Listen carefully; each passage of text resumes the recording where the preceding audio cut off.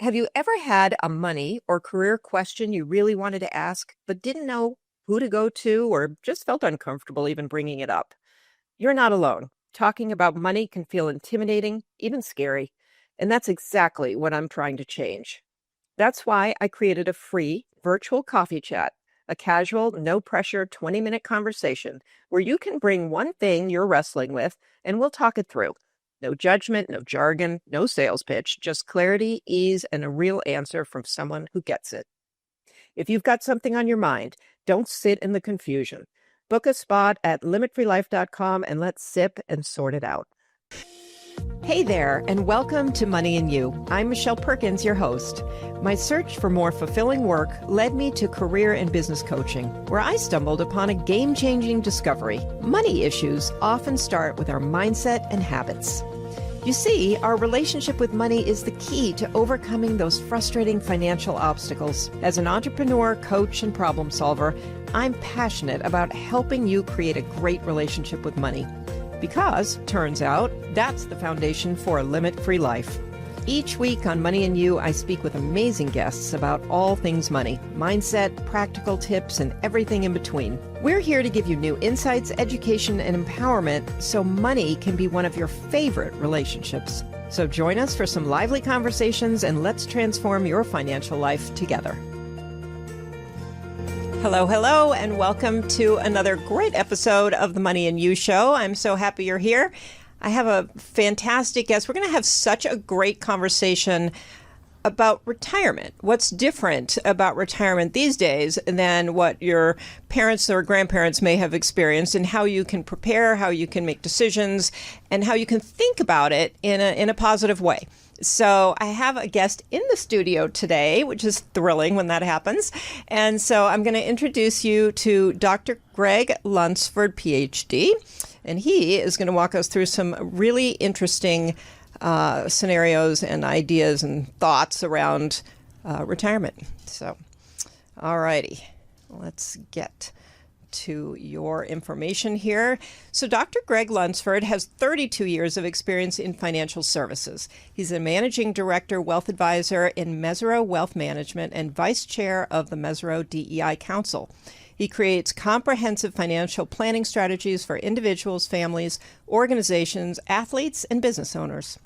He's the investment committee chair for the American Heart Association, on the board of directors for the Juvenile Protective Association, an advisory board member for the Nathan Manilow Sculpture Park at Governors State University, and is an advisory board member for the Quinlan School of Business at Loyola University.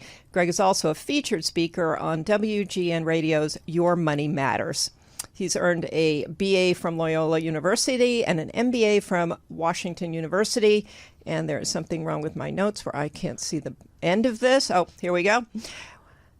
And it has a PhD, the most important part, from Case Western Reserve University, where he conducted research on retirement. And he's a certified financial planner professional and holds a certificate in financial planning and something else that is not showing up on my phone, which I'm going to ask you about in just a second. Okay. So welcome. Thank you for having me. You're so welcome. It's a pleasure to be with you. It's a pleasure to be with you. And it's so great when somebody can actually be here in the studio with us and we can actually look at each other and talk without a screen. So thank you for that. You're very welcome. I know that's a bigger effort on your part to do that. So, okay, well, you have a lot to help people with on the show, and this is all about educating people so they, can really relate to money in a more productive and, in a more positive way. So, why don't you introduce a little of the research that you do? Sure. Okay. So thank you for having me as a guest, Michelle. And I just love what you talk about.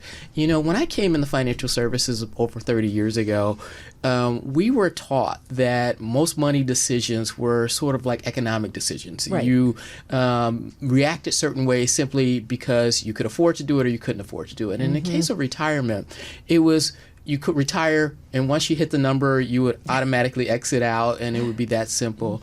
And after the real estate crisis of 2008, I started to notice that there was a pattern that I was seeing in clients and prospects that we couldn't solve for. Mm-hmm. And so I went to my firm at the time and I said, there's something social emotionally going on here. And they said, okay.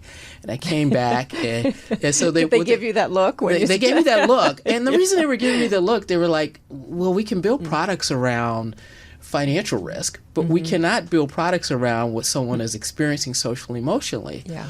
And my point was, I think there's more to that, because I think if you understand some of the things that you talk about on the show and how people relate to money and what their experiences are and how they create those values and where they could have dysfunction, you could actually be more impactful in your client relationships. And no one really kind of took me seriously except a few people. And I said, well, if you give me a little time, can I just go back and study it? And so they were thoughtful enough to give me a few days here or there so I could have the flexibility to go and study it. And that's what I did my PhD research around it at Case Western. In particular, I was focused on retirees.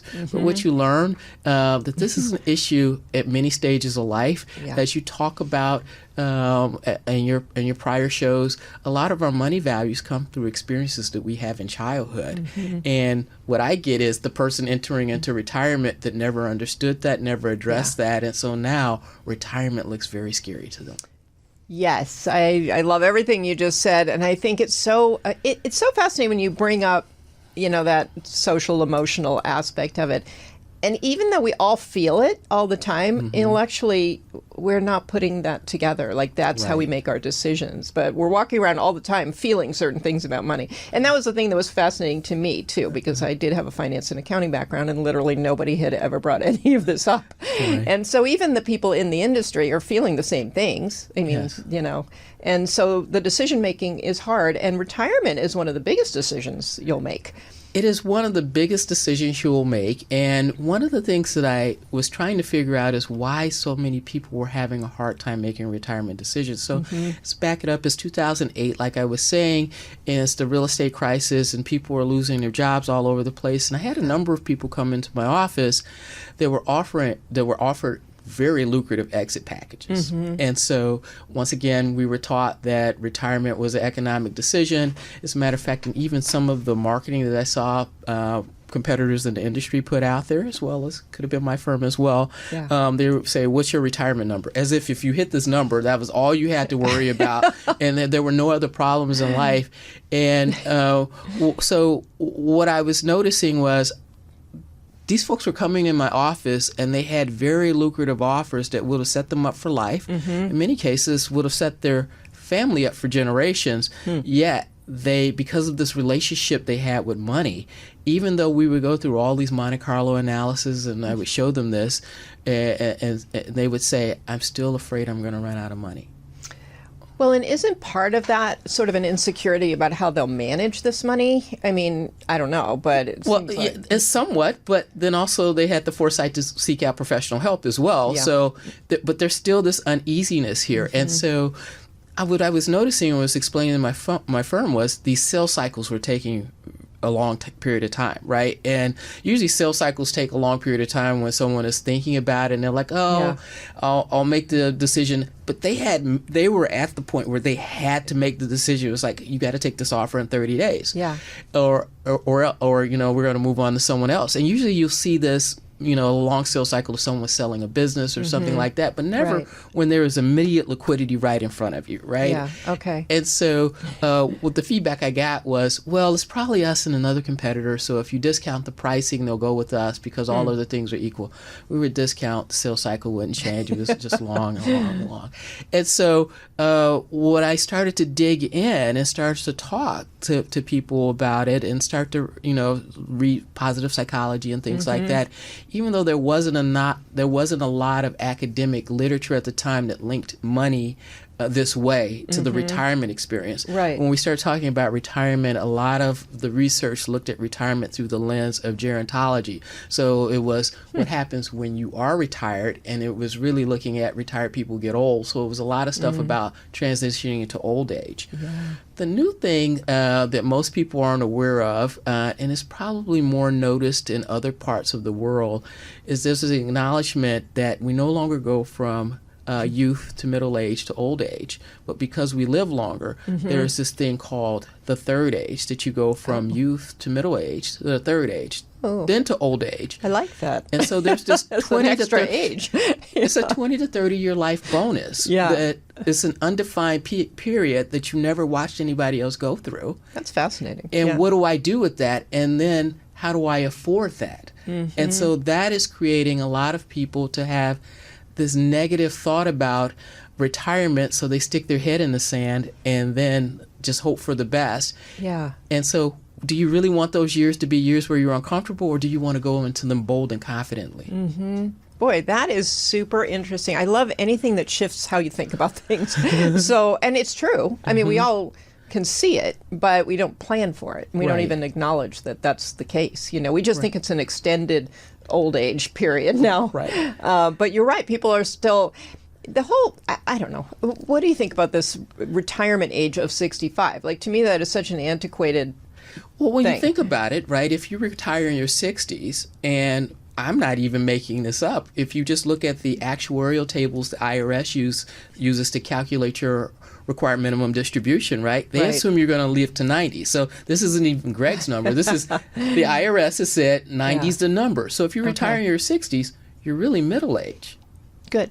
Right? Because I'm there. So 60 is the new 40. And so when you were 40 years old, when you were looking at your parents and grandparents and their life expectancy was 60 or 70, did you ever ask them if they threw in the towel at 40? No. They had endless hopes and possibilities for what was going to happen in the next 30 years. Oh, I love that. And that's how we need to envision the next 30 years when we're 60.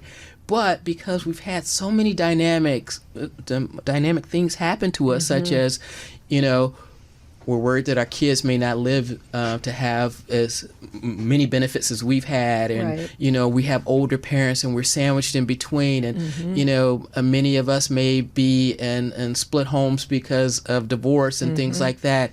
It is overwhelming. Yeah.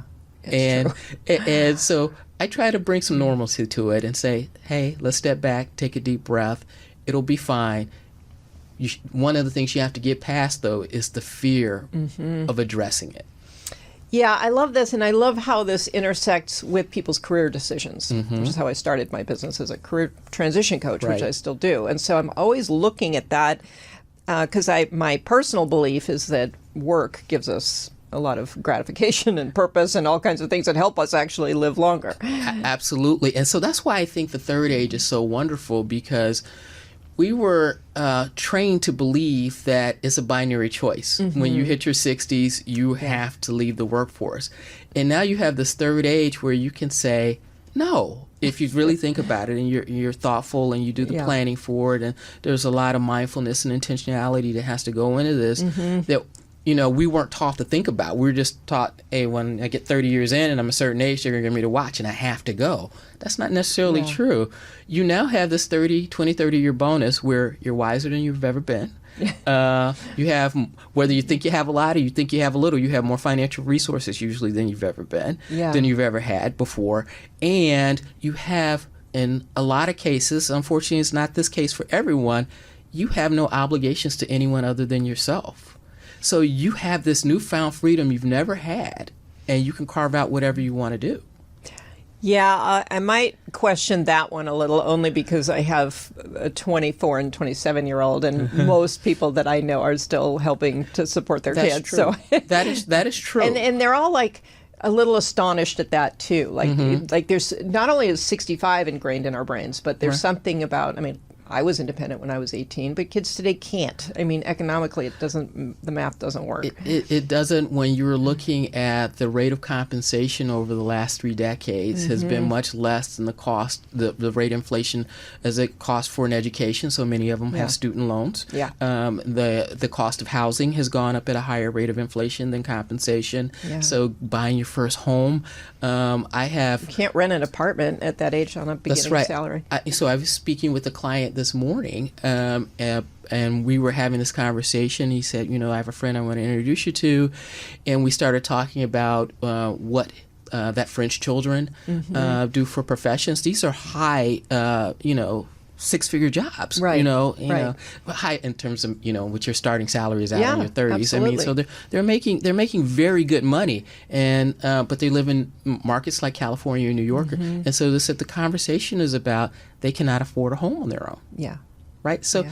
it is a stressful period because not only do you worry about what your future is, but you're hoping that they have a better future than the generations before them, and it's very stressful. Yeah, it is interesting because even for me, I mean, I'm conscious of the fact that money that I'm spending on them could be spent, it could be invested for my own retirement, and Right. I'm making a conscious choice to just push that. But I guess what you're saying is, if we have a longer opportunity to work too, then the whole thing just gets extended. We take care of kids a little longer and we work a little longer and maybe it works out. I don't know. If you care to, but the nice thing is you have that option to do that. And, you do career coaching, but a lot of people don't realize that you don't have to end a career if you're enjoying it. Now, there are a number of cases where, people, their work brings them frustration, anxiety, and, For sure. depression, things like that, and you should exit. But I think it's not until you get to the end of a career that you recognize the non-financial benefits of work. When we start our careers, we're looking at, we need work for economic value. I got to pay my bills, right? And then you get towards the end of it and you realize that, work provides, three other things. Well, for no other reason, work gives you something to aspire to. Who doesn't like getting accolades for accomplishing something, right? And so, if you're at work and, people recognize you for being good at what you do, or, you are with a company that has a stamp of excellence on it, and so you're known in your community for being associated with that brand or whatever, that provides you a lot of psychological fulfillment, right? And so one of the challenges going into retirement is, how do I replace that? Which is a lot like being a stay-at-home mom, because I left 15 years in corporate to, be home with my kids for a little while.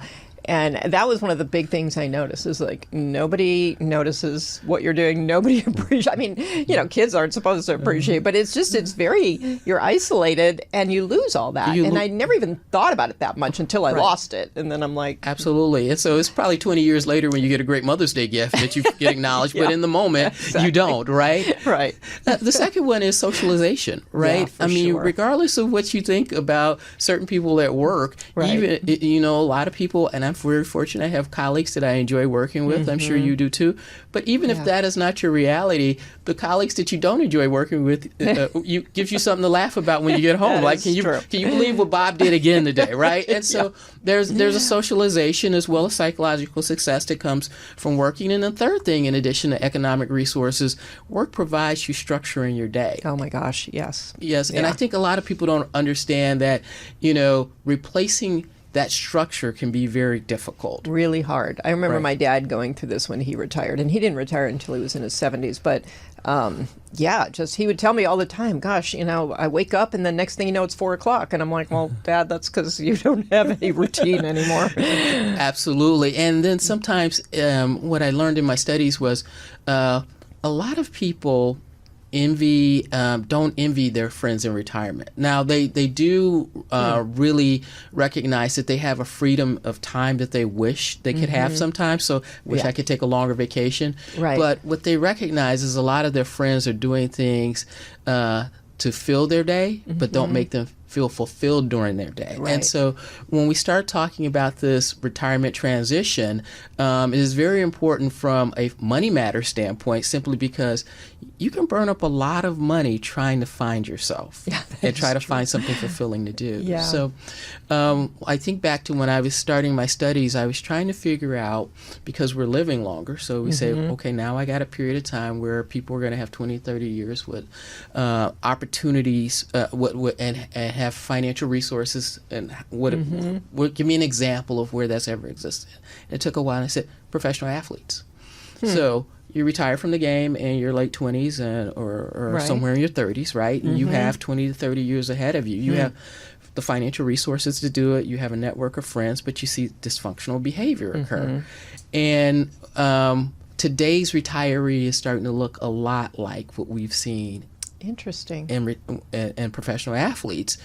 If you don't find a way to replace your career identity with that new thing that you aspire to. So we always need psychological success. And the more we can identify what our retirement vision is and aspire to it, the less we're going to spend burning up resources that we've saved trying to figure it out. That's very interesting too. So a lot of people will go buy the, the high sports car or whatever, and they just can't find themselves. We find that clients tend to stay within their economic means when they've already established what that will look like. Yeah, it's fascinating. I love this conversation, and it's all still tricky to plan for, I think, because you really don't know what state you'll be in. I mean, I've talked to a lot of people who are making more money in retirement. They've gone either into something entrepreneurial or they're consulting, and they're like, I'm making more money now working fewer hours and having all the flexibility I want than I ever did in my career. Right. And then, but that's not for everybody. But I do see that as a nice option that maybe our parents or grandparents didn't have. So entrepreneurs are actually more successful after the age 50 than earlier in life. And it's because of the wisdom that comes along with it. Yeah. And so I encourage people to not necessarily take on the stress in entrepreneurship, but if you can figure out what's a good side hustle, which many people do, then I often have them come back to me and say, wow, this was better than being at work. And so my one of my first understandings of this is I noticed that the company that I worked for, the people that were the happiest clients were the people who came back and consulted for the company, but they got to pick their terms. So they said, give me project work that lasts 3 months because I don't want to be bothered in the summer, or give me project work that only goes 3 days a week because I want to volunteer during the week. Yeah. That's kind of hard to do given where some of our policy is in terms of employment law and things like that. So a lot of employers understand that this is a good thing because you get people who in the workforce who actually retirees score very high on what is called generativity, and that is your desire to help younger people along the way. So they get a lot of good mentoring and coaching, and able to keep people who can hold institutional knowledge and pass it in a longer period of time. Okay. However, employers are scared to make this offer because if I ask you when you're going to retire, I could get in trouble for ageism.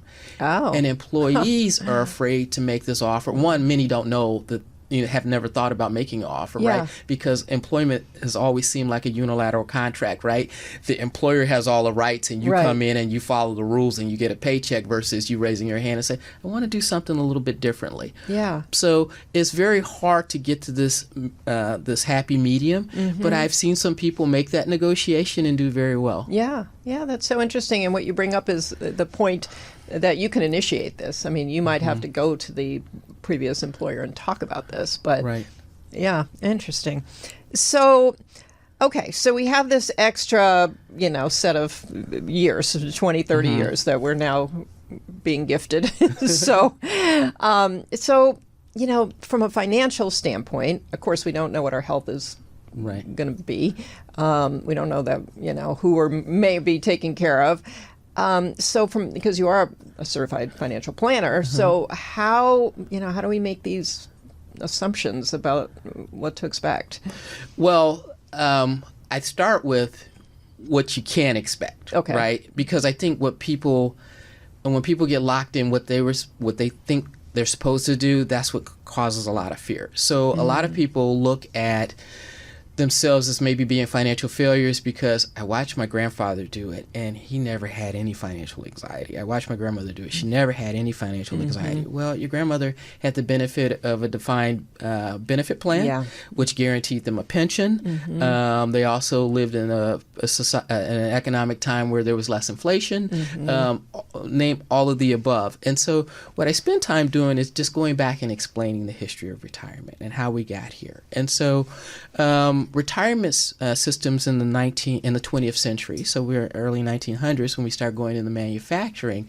This wasn't. A lot of people go, well, my folks had this great pension plan. I hope you understand, and I want everybody to understand that was kind of an anomaly. Yeah. It was never supposed to be a design where they were supposed to live 10 years longer than they did and have all this financial safety net. Really, when retirement systems were put in place, it was a negotiation between management and labor. And because it was assembly line and it was really more physical work, management wanted younger employees. Interesting. And unions wanted older employees to be taken care of and not to go into poverty. And so this is where you had this happy medium. And so when people were retired, it was more like the company was paying them to go away. And so what happened was there was this negative connotation around retirement because it just basically said you're old and you don't have you have to put you out to pasture. We're putting you out to pasture. And it's the word retirement because the word tired is embedded in retirement. Oh, boy. Yeah. Okay. And so a lot of people got this negativity felt this negativity around it. Where it started to become positive was around, let's say, about 1970s or whatever, when people started realizing that management had cut this deal and gave them a lifetime benefit. And guess what? I'm living longer now, so I'm winning. Right. And so people started to look at retirees and going, hey, John did it right, or Sally did it right because she got her employer to let her go at age 55 or 60 or whatever, and they got to pay her for the rest of her. And so he was like, how do I cut a 20-year deal? Well, and just to interrupt for a second, I mean, maybe because you've done more research on this, but were people happy in their jobs then? Like, my image of that era is there were a few people who were, happy and fulfilled by their work, but most people were doing work just for the money and waiting for the weekends. And I don't know, but this is in my head. I don't know. There were people happy in their roles. I think where people started to become unhappy is when the environment became more like we're pushing you out because you're old. But if you go back and you start looking at maybe 19th century retirement or 16th century retirement, Ooh.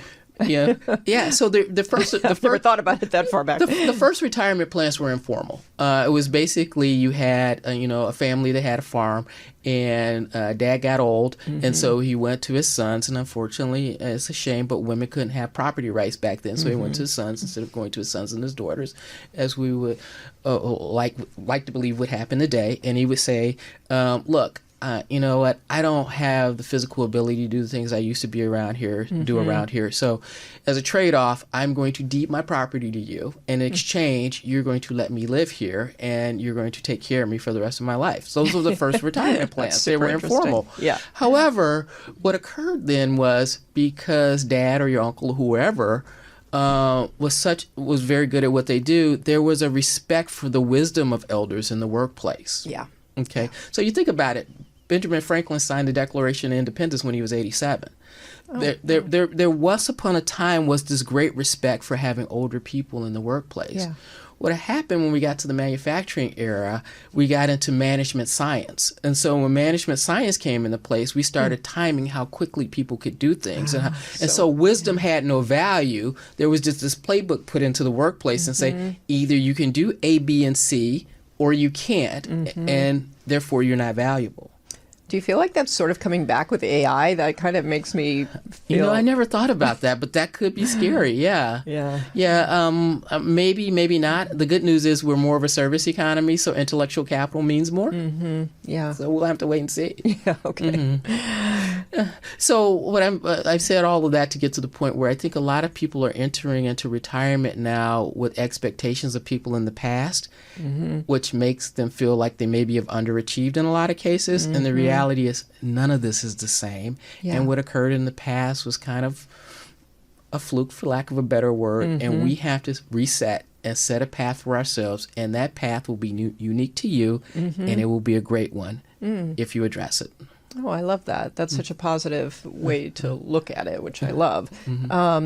And so, I mean, one of my takeaways is that we have much more control than we really realize. Absolutely. And we shouldn't be kind of having voices in our head about, the way the past was sort of, making us feel like we're more limited than we are. Absolutely. Yeah. And so how do you address this with clients, for example? I'm amazed the number of people that walk into my office, and so this is, you're in your 50s, you're 50 to 60. Is that the typical age where you're seeing people come in? Research shows that that's when people start to think about retirement. Now, we all should be planning for it as soon as we enter into the workforce, but when it becomes a reality and people start to address it is about age 50. Okay. And so it always amazes me, because I think what happens and what some literature shows is because you're not thinking, you're supposed to put something in your 401k and everybody's not able to do that or whatever.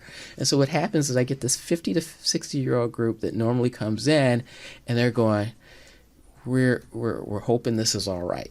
But they have never they've never sat down and done a calculation. They've never done anything. They're just like hoping it's not too late. Yeah. Right. Yeah. Okay. And so when I lead in my presentations to clients, I've learned that I just tell them the punchline first.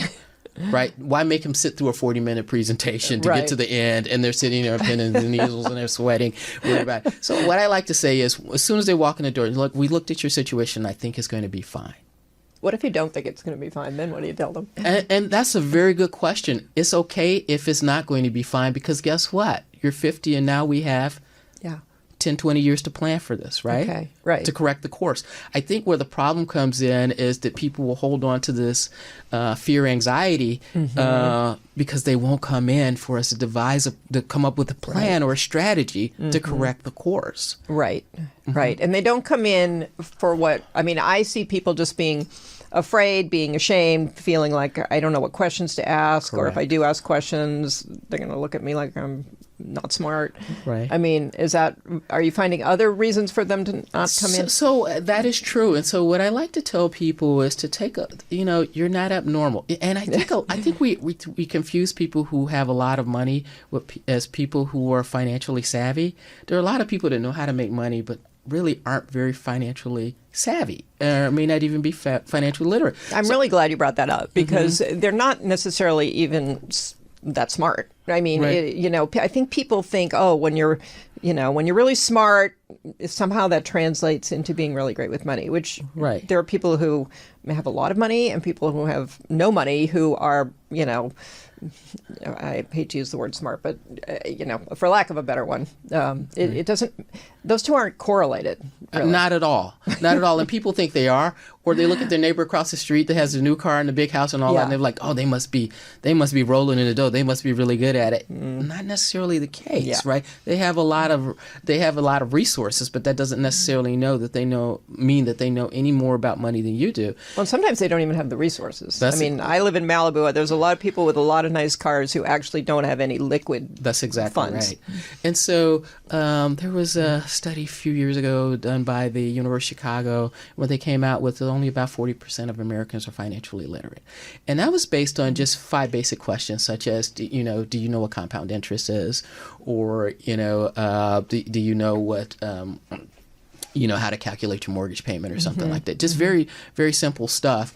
And so what I try to explain to people is, this is not on you. It doesn't mean that you're not smart.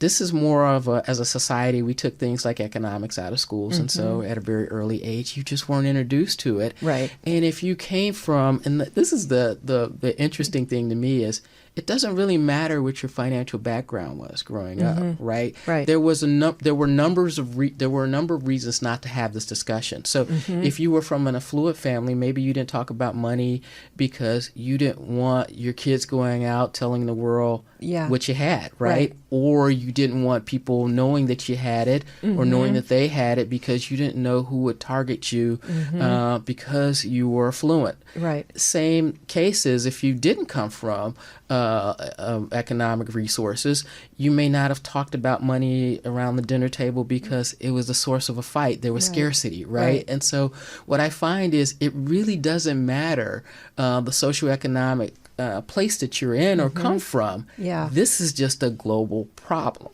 Which is huge because a lot of people do look back and think, they project whatever their earlier life was onto their future. And so they think if they grew up a certain way or they were, there was whatever. And some of it's ingrained early on. And so if your parents were fighting about money, there's a decent likelihood if you stay unconscious about it that you'll also be fighting with your partner at some point.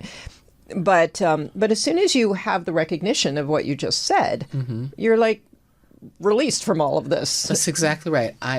I'm normal. I didn't do anything wrong. And then you find a trusted advisor to work with and to coach you out, as well as, there's some things you do on your own to increase your literacy. So I tell people, and they say, well, what can I do and read? And I said, you know what? Don't be afraid to go and read children's books on money. If that's your starting point, that's fine. Yeah. It doesn't. I love that you tell people start at the most primary level that makes sense to you, and you work your way up. Yeah. Listen to podcasts like yours. Read, go to seminars and things like that. But work at a pace that you can understand and you feel comfortable with, and there's nothing wrong with that. Yeah. Yeah, and I think the acknowledgement that we do have this financial literacy problem. I don't know if there are other countries where it's taught better than it is here, but here we certainly have a problem. And I think more people are talking about it all the time. And, I've had people on the show who are bringing it into schools. It's still biased information. Yes. I feel like it depends on who's delivering it, like the message, even the unsaid message, the things that you just... Well, and that's what I like. Yes, I'm a wealth advisor, but I also try to separate myself as a scholar, right? I never want to come in and have this conversation under the guise of I'm trying to sell a product. And so that's why I appreciate the opportunity to be on shows like this where we don't mention any of that other stuff. Right. We just talk about the psychology around money, and we try to, my personal goal is to try to change retirement. Right, that make people understand what they really have, view it as glass half full more so than glass half empty. Yeah.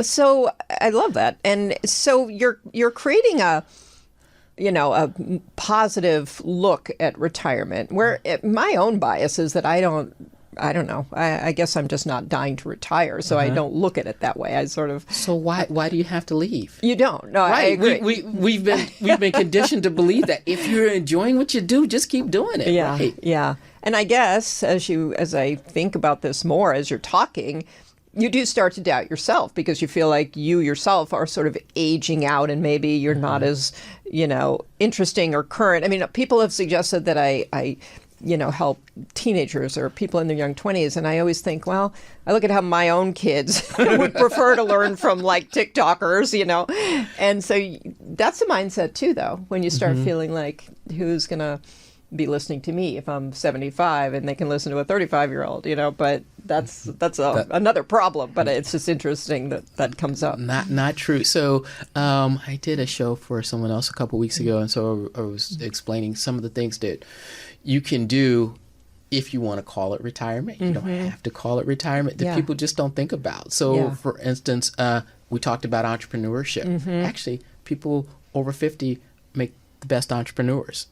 Right? Yeah. So why not give it a try? As long as you're not putting your personal nest egg at risk, I was just going to ask why about not just that. why not go have a fun? So I always tell people, if you can make sure that you do things such as if there's any business risk, have a conversation with an attorney, an insurance agent, make sure that you have the appropriate coverages and things like that. Go ahead and try it. But this is not supposed to put your nest egg at rest, but if you find that you have a side hustle that you find fun. So, for instance, I have a friend who likes to take photos, loves to just go around the world with a backpack, 2-star hotel, comes back. And so one day we go, Jim, why don't you sell these? So every time he comes back now, he has an art show.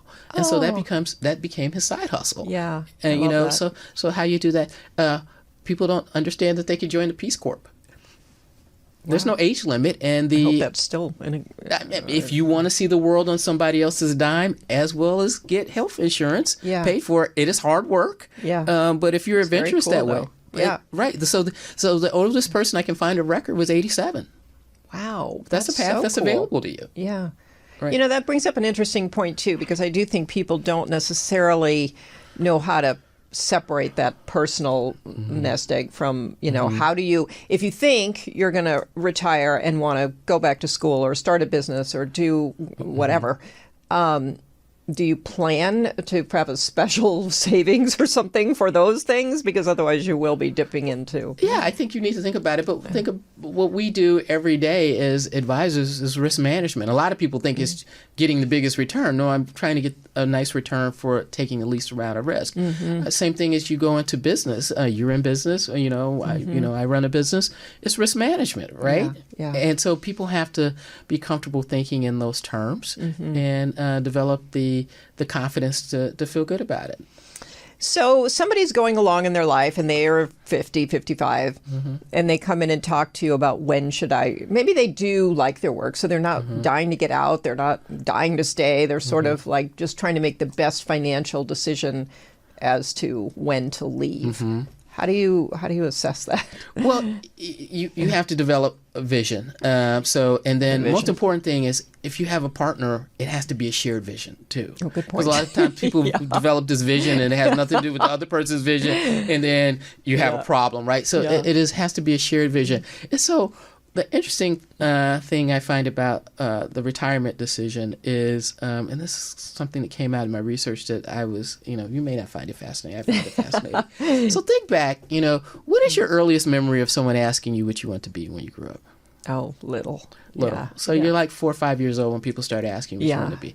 And then you go to school, right? And then all of a sudden you get like to high school and there's a counselor that helps you think about what you want to be, right? And then you get to college and there's someone else, and then you get to your career and then there's a mentor that you're assigned to, a buddy or whatever in the work environment. Who helps you make the decision to exit? Yeah, maybe your employer, that's about it. If it's a forced one, but there's never any planning. That's a really great point. In terms of professional development after you hit a certain age or stage, Yeah, usually so around true. late 40s That to is 50s, right? And so what I found was the retirement decision creates a lot of anxiety because for a lot of people, this is the first independent career decision they've ever made. Wow, that's so interesting, but so true. Think about it. I was interviewing a gentleman, and he worked for the same company for 50 years. And in an interview, I said, why haven't you thought about retirement before? And he was like, because no one's told me. And so he went in and explained to me throughout his career, every promotion he ever got, every move he ever made, is because someone in the corporation said, I think you would be great at this. And so it's like, That's no one has come and told me what the next thing to go to is. They're telling me I can retire from this, but they're not telling me what to retire to. Yeah. So he says, until, I can get some guidance and help and understanding on what that next thing is, I'm just not going to do anything. And so this, to me, and then I start to interview more people and ask the question, a lot of people were in careers that it was never their intention to be in. They were, you wake up one day and say, well, I'm an accountant. True. My dad was an accountant. His dad was an accountant, so I'm an accountant. Yeah. And so trying to find vision around something, especially when your livelihood is tied to, is very hard for a lot of people. It is because hard. they've never had to do it before. Even in my own business, because all entrepreneurs need a vision. It's hard. It's hard to get clear. You can have a general, overall vague kind of vision, but when you really want to break it down so that you could clearly see it in your mind's eye, it's hard. It's hard to, part of it's hard to accept that you can want these things. Right. So that's a little bit of a nuance there, but yeah. So interesting.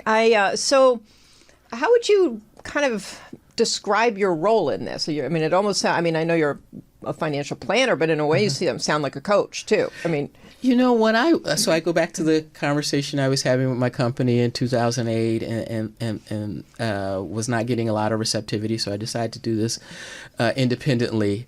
And what I was trying to explain is there's a psychology to this, and we all coach, right? And that's just as important as us getting the cash flow calculation correct, right? I was out on an island by myself at that point in time, and then I think maybe 2 or 3 years ago, now the CFP exam is 11% is psychology. Wow, that's so we are evolving. Interesting. Yeah, we are evolving, but it's just going to take a little bit of time, and I think you probably are ahead of the curve in your foresight by having these topics out there, but we need to get there. Yeah. Yeah, it's interesting. And I feel like we are getting there. A lot of times when I talk about it, I almost feel like, oh my gosh, I know you've heard this before, like all these things from your childhood that you're now reliving. But the reality is it's still news to a lot of people, I find. It is still news to a lot of people. And I also think one of the things that we have to be conscientious of is that even though we didn't have these conversations growing up, there were nonverbal cues given to us. Yeah, for sure. Yeah. Okay. And so, and these nonverbal cues won't be given to the next generation simply because we do a lot of transactions electronically now. So my parents may not have talked to me about advocating for myself when it came to money, but if I went to with my father to Sears to buy a television, he would always go, hey, can you give me a discount if I take the floor model instead of the one you're going to give me in the box, right? Right. We don't see that anymore. We used to see our parents sit at the table with with a checkbook and write out checks every day. My mom taught me how to write the checks, taught me how to balance the little register thing. Yeah, I remember that vividly. It was an important discussion in her mind. Right. But now we pay bills over an app now. So the nonverbal, we think that we lack financial literacy. Imagine if you don't even get those nonverbal cues growing up anymore. So we really need to address this. Yeah, and there are some basics that, even my son is a great investor. Like, he's way better than me at understanding all the stuff. But he asked me one day, can I open a second checking account? Like, it was that basic. Like, he had a checking account. He didn't know he could have multiple checking accounts. So it's funny what questions come up, that, I don't know. I find this topic fascinating. I love this. So I hate that we're getting close to our time here, but how, can you tell people how to find you, why to find you, what state they, where are they? What questions are they asking Well, themselves? if you want to learn a little bit more about my findings, I have a book called Exit from Work that can be found on Amazon. Okay. That's one way. Also, you can reach me at my firm, Mesirow.com. That's another way, as well as I have a number of publications out there where from time to time I'll do a quick article, things like that. Okay. You can find those on the Mesirow website as well. Okay. And do you help people around the country, or is it Yes, I have local clients across the country. Okay. So always happy to come to a geographic region for a discussion. Absolutely. Okay. And so if somebody comes to you, maybe they're in their 40s, 50s, 60s, do you have people coming to you later in life and starting absolutely. this conversation? Absolutely. Yeah. Okay.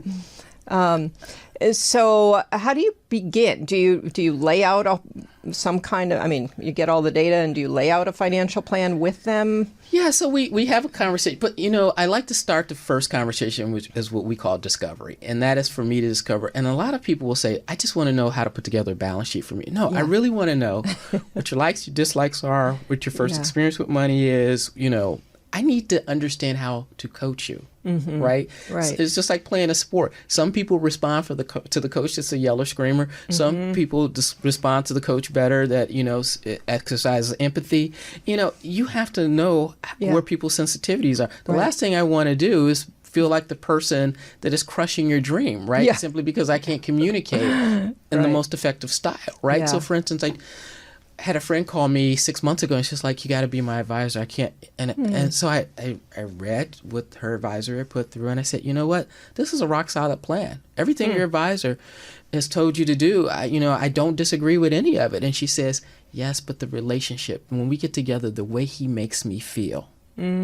So interesting. The way he makes me feel, the way I feel like I'm being shamed every time we talk. Oh my gosh, that comes up so often. And it's like, why does the industry not get it? Like, this isn't working for you. I don't know. So my thing is, I want to know you personally as well, so I can help you flourish. And so